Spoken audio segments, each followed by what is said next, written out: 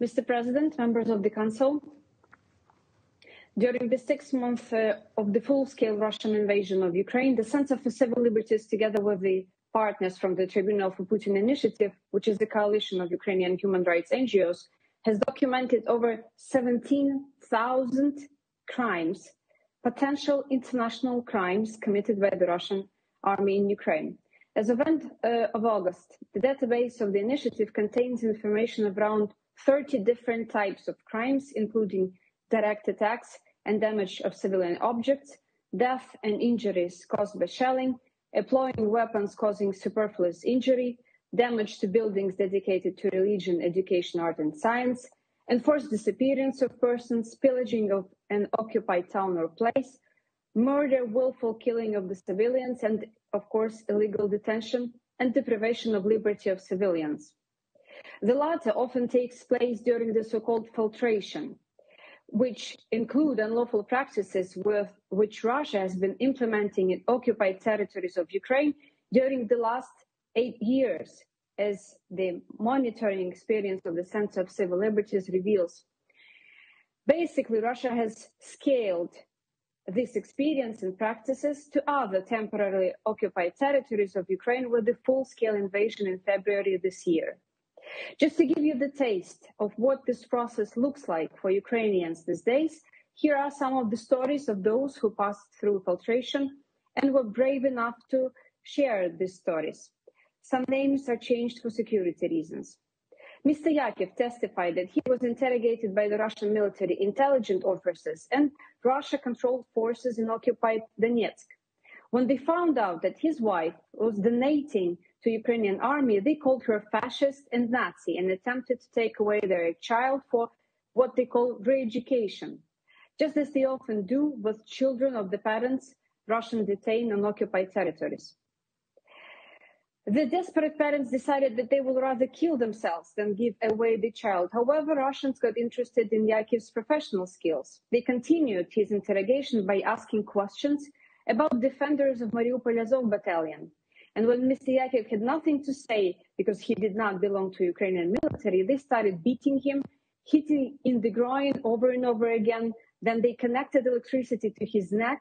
And when Mr. Yakov recovered after the electric shock, he started coughing. It turned out that it was his dental fillings. They all fell out during this torture. Lying on the floor, he noticed stains of a brown color. It was blood, but not his, but those who were there before him. Then Russians grabbed him and pointed to the log not far from the handcuff, with handcuffs attached.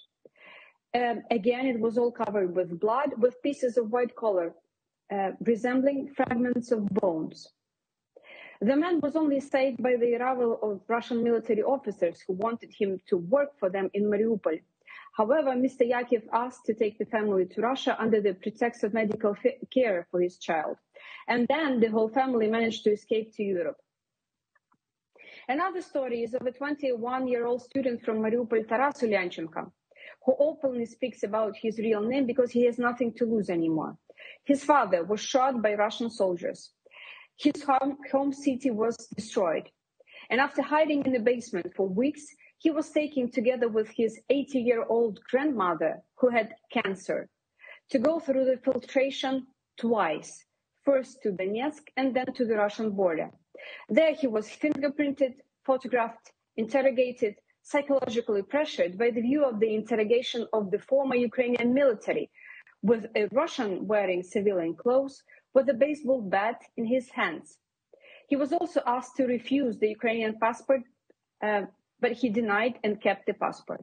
4 days later, as soon as it was possible, he was out of Russia and made his way through Georgia and Turkey to Germany. Another story is a 17-year-old musician, Maria Vdovichenko, whose entire family went through the similar humiliating procedure in filtration camp in Mangush, with the only difference that she was also sexually harassed during the interrogation, but avoided violence because Russian soldiers did not find her pretty enough. Maybe the next one will be prettier, they said to her. While her father had to go through all the steps of the humiliating procedure only because he erased his phone before the filtration, and that Russians did not like. Those who have not passed the filtration can be detained in filtration camps for months. From there, they might be sent to detention centers or prisons in the occupied territories of Russia. The taste of what happens there, you can imagine from the testimonies of survivors, like that of a 16-year-old Vadim Buryak, who was detained when attempting to leave Melitopol and kept for 3 months. He had to live in a prison cell with no even working toilet in it. Almost daily, he would hear the tortures, see the tortured Ukrainian POWs, and then forced to clean torture rooms from blood. And that's in case when these people get out at all, while many, like Ivan Kozlov from Kherson, who was detained during the filtration in Crimea, according to the information at our disposal, has been kept at the detention centers in Sevastopol and Simferopol since April 2022. All this time, his relatives had no opportunity to speak to him, learn his condition, or get in contact at all. Some civilian hostages are being tortured to admit that they have a relation to Ukrainian military, like from those testimonies provided by the survivor Alexei Dibrovsky, who was taken hostage on the 25th March in Zaporizhia region, kept in different premises like Melitopol airport, a shed, then a police station in Melitopol, and then detention center in Kursk in Russia. He and other hostages were beaten by hands, legs, tortured by electricity, forced to crawl the floor with no medical assistance provided at all. Some of these tortures, as he testified, were aiming to force the civilians to admit that they have a relation to the Ukrainian army, as if these hostages Russia needed to prepare as an exchange fund. It is not rare that in testimonies of those who passed infiltration, there is information that those failing to pass the filtration were killed. And as the recently published satellite images reveal, there are mass graves close to some of the filtration camps, which might mean that some might be killed or tortured to death. All these people who go through so-called filtration procedures find themselves in the position of civilian hostages, humiliated, kept in inhumane conditions, with no access to basic sanitary needs, with no proper access to food or water, no access to medical care, being tortured themselves and witnessing the tortures of others. They have no legal status because according to the international law, they can't be even held in Russia at all. But that's not even all civilian hostages that Russia and Russian-controlled groups on occupied territories illegally detain. Many are being kidnapped, taken from their homes. They just disappear from the occupied territories until we find out that they are being detained in one of many detention centers somewhere in occupied territories, Russia or Belarus. And these are not just rare single cases. The Center for Civil Liberties alone, just one human rights organization, has already received information about at least 600 of such cases, often from relatives of these Ukrainians who are being detained. It's a systematic, planned, and organized activity. Moreover, based on the information collected by the Center for Civil Liberties during the previous 8 years, these filtration practices have not started with the full-scale invasion of Ukraine in February this year, but instead Russia has been practicing it on occupied territories since the first military invasion in Ukraine in 2014, but then scaled this experience to all temporarily occupied territories of Ukraine.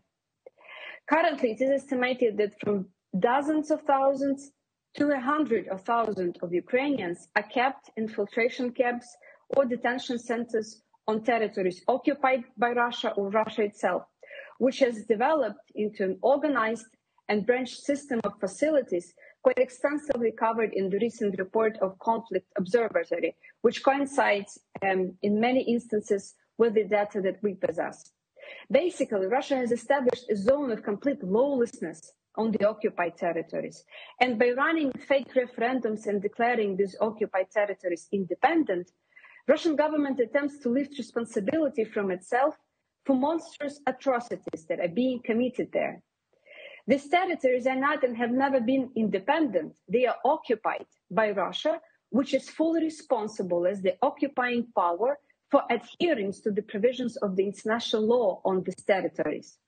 Instead, however, Russian army under the Russian political and military leadership is completely neglecting, ignoring the provisions of international law, or twisting it completely to serve the purpose of its propaganda, basically doing whatever they want. Moreover, Ukraine is far not first country Russia's invaded in the last 30 years. But Russia had always got away with it. That's why Russia has to be stopped, and Russian war criminals must be brought to justice. Otherwise, these atrocities will continue, and hundreds of thousands of innocent civilians will continue to suffer. And Russia will continue to do whatever it wants and invade countries whenever it wants. And if Russia is not stopped, how do you know your country? Russia will not come to liberate next. That's why we call on the Council to create effective mechanisms for monitoring, first, Russia's compliance with the norms of international law, namely, termination of illegal detention of Ukrainian citizens who have not passed this so-called filtration, seizure of practices of torture, physical violence, threats, and humiliation, provision of complete and comprehensive information on the location and state of health of detained persons at the request of relatives and official representatives of the state of Ukraine. Provision of all forms of legal protection in the event of official disclosure against these persons, including access to lawyers, international monitors, and the sponsoring country when such is established. And most of all, promote establishment of accountability mechanisms that are necessary to bring Russia and Russian war criminals to justice. Thank you.